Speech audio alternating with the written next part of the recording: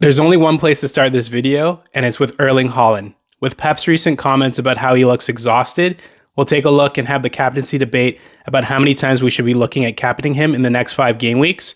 We'll also take a look at mid to budget priced options. I'll give you 3 picks in the midfield category to take a look at, and we're going to round out the video with our team selection for Gameweek 22.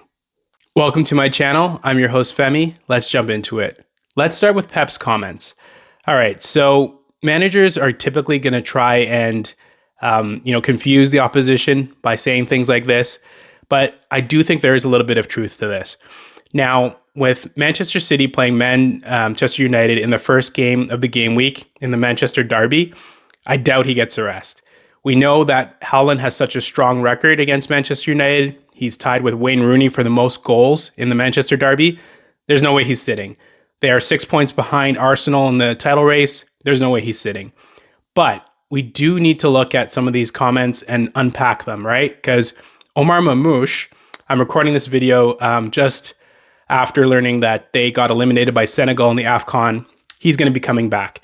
So let's hold that for now, and we'll take a look at him and what type of player he is, because he did have a good start to the season last season, but has been injured and not really featuring so much this season. So back to Haaland. You know, he's in all of our teams. He's typically the captain's choice. And I know so many of us are afraid to go against him, but I really do think that this comment opens up the opportunity and potential for those of us who have never done it to go against Haaland. So when we look at, Marmoush, let's take a look at who he is. So they signed him only in last January, but the thing that sticks out when you look at his stats is these are all his stats from last season, because he hasn't really performed this much this season. He had 14 starts, and here we are. There's about 17 game weeks left in the season. He pretty much started most of the games when they signed him last season. So that means he's a trusted figure. We know he has a great shot on him. He won the Goal of the Year award. He had a ridiculous shot outside the box, and he also is a midfielder, but he plays up front. So from an FPL perspective, that extra point for a goal would be quite nice if Haaland does indeed get a rest. So that's one thing. So let's park Omar Marmoush on one side, because he is the only actual other striker that they actually do have in the squad. City has tons of midfielders, as we know. They just added Semenyo. Turkey has come on as of late, but Omar Marmoush is the designated striker, but for FPL purposes, he's playing as a midfielder. Now, let's take a look at those fixtures, okay? So when we take a look at these fixtures, and I did this myself in terms of how I rank them, we know the Manchester Derby, he's not going to get a break. But when you take a look at the Wolves fixture, that's where it gets interesting. You look at these stats and how Wolves have done over the last 6 game weeks. They've played some top teams really, really tough. They're not just an open season type of team anymore. And so, yes, will we favor Manchester City to win that game, but by how many goals? And will Haaland take his designated potential rest there? The other thing, too, to notice is you look at the next 2 fixtures, and this is where we need to focus on.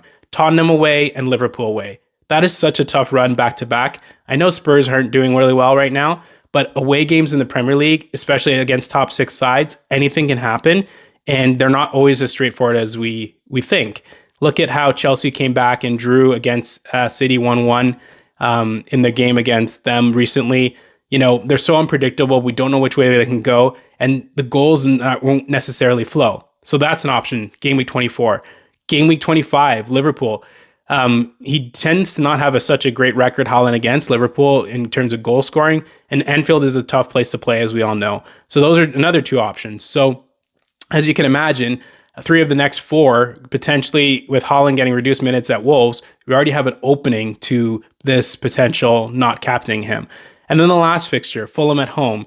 Fulham and Man City had that high goal fest. I'd be surprised if it's a repeat of that game, which was one of the games of the season. And so, although City would be at home, Fulham has looked good as of late. They are typically more of a defensive team under Marco Silva. And so that also is a game of question marks. So I've shown you the fixtures upcoming. And, I think we're going to have to really consider, is Haaland the best option for all these fixtures captaincy?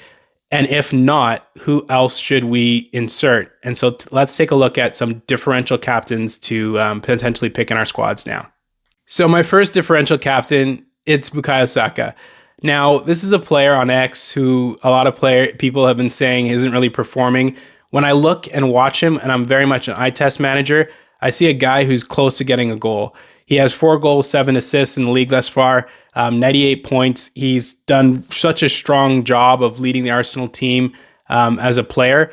And the thing is when you look at, who's a dangerous threat, alongside him and Doku, they're the only 2 players to have over 30 take-ons as well as 30 chances created in the Premier League. So he's creating chances, and that's why his assist numbers are higher.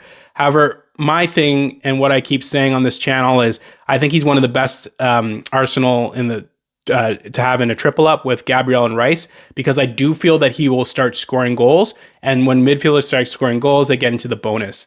So that's what we're waiting for Bukayo Saka, and he has been so close, and he has 100 touches in the penalty box as well. So that's such a strong number to support those goal figures. And typically when you get into the box, you get on the end of things and you're returning. The other thing to consider is this week, he plays Nottingham Forest, who in 5 games, he has 5 returns, 3 goals and 2 assists. So great record against the side that we all know Arsenal is going to look to beat because they need to keep up in the the Premier League race. And so that all points to a view that he could be a good option. We have Ekitike. I know a lot of us have Ekitike in our squads in the forward line. They're playing Burnley at home, a team currently in the relegation position. He has chemistry that is coming with Verts in the side. He has 8 goals already in the Premier League season. And if you go back and take a look at what I said just about with Saka and total points, Saka has more points. That's that midfielder bias where they get extra points. So Saka has less than half the goals as Ekitike, but he has more points. So if you're looking at a points perspective, don't sleep on Bukayo. But anyways, let's finish up on Ekitike. He has that chemistry, like I mentioned. Liverpool is starting to do a little bit better overall. They're having a little bit of an unbeaten run, and they're going to want to, try and get in those, top 4 places. So he also is someone to consider from a differential perspective, meaning not under 10% owned. I just mean like not Haaland, right? Players that are obviously less owned than Haaland, who you could take a punt on. And then rounding out this list, we have Ollie Watkins. Ollie Watkins, plum fixture at home against Everton, who's going to be missing Michael Keane because of his red card suspension. We all know Villa is such a strong team at home.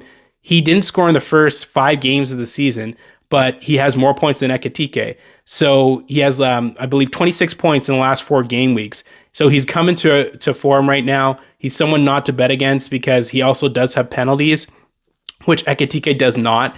So that gives, Watkins quite a nice ceiling.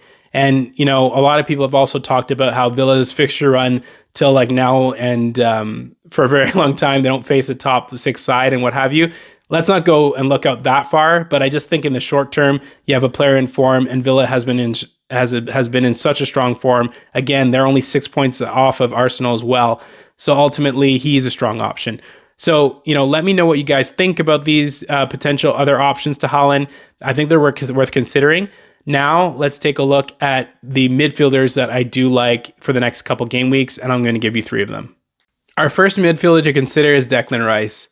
I've already talked so much about how I think he's in the best Arsenal triple up. He's a player, I'm recording this on his birthday, who's rounding into form, 27 years old, the peak prime age for a footballer.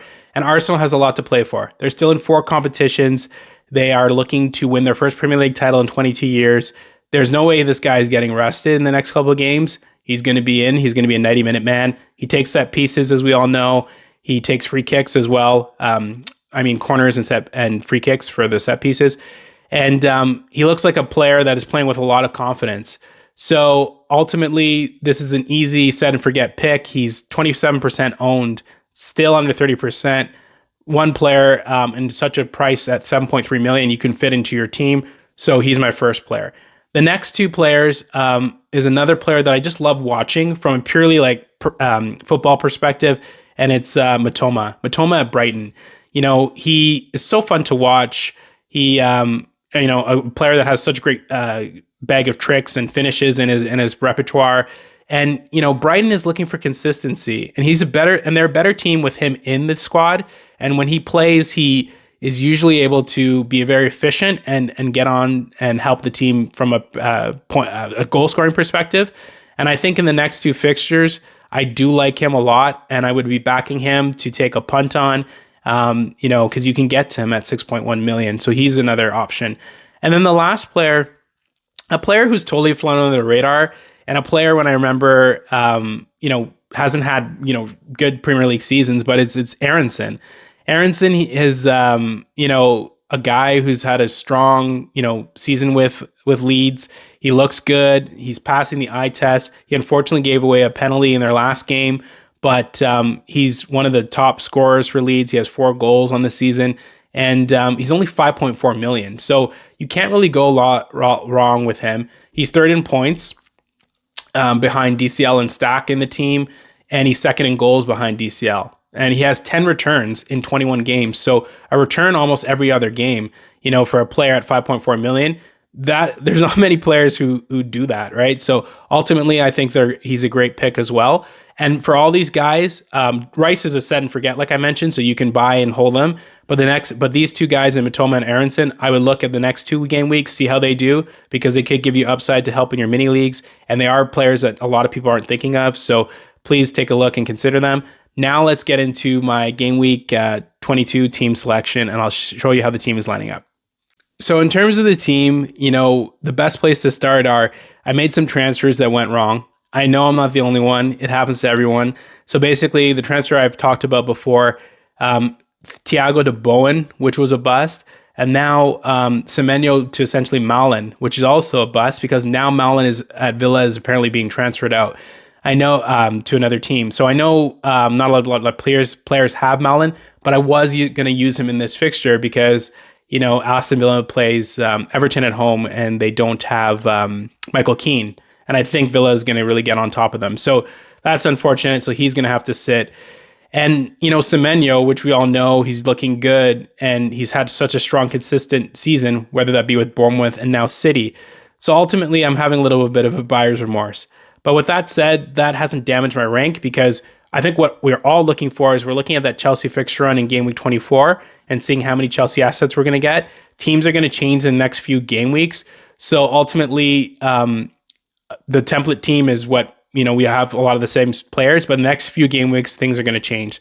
So I still have some time. I have 1 free transfer and I'm going to be probably rolling so I can take advantage of the fixture run changes and also anything that comes up with my team because there's just so many injuries that occur in this game. So with that said, let's take a look at how the team is lining up. We have Henderson in net against Sunderland. Sunderland basically scores a goal a game, so no concerns there. And Palace is a strong away side, so we'll see what happens there. We have my 2 defenders, and I talked about it in my first video of this week, facing off against each other in Chalobah and Collins. Not so sure what's going to happen there. And then Gabriel in a great fixture away, looking for him to steady the ship from the defensive line in that fixture. And then in the midfield, I'm okay with it. We have Rodgers, who has a good fixture, Everton at home. The 2 Arsenal guys, and Saka and Rice, hopefully to, they get going away from home for them because they have the unbeaten home record at home. And then Foden in the Manchester derby. Foden in future videos, when we look at transfer plans, definitely is the one where I need to take and use his money to get other players because he hasn't produced. He's blanked in like 5 straight. He's not looking that great.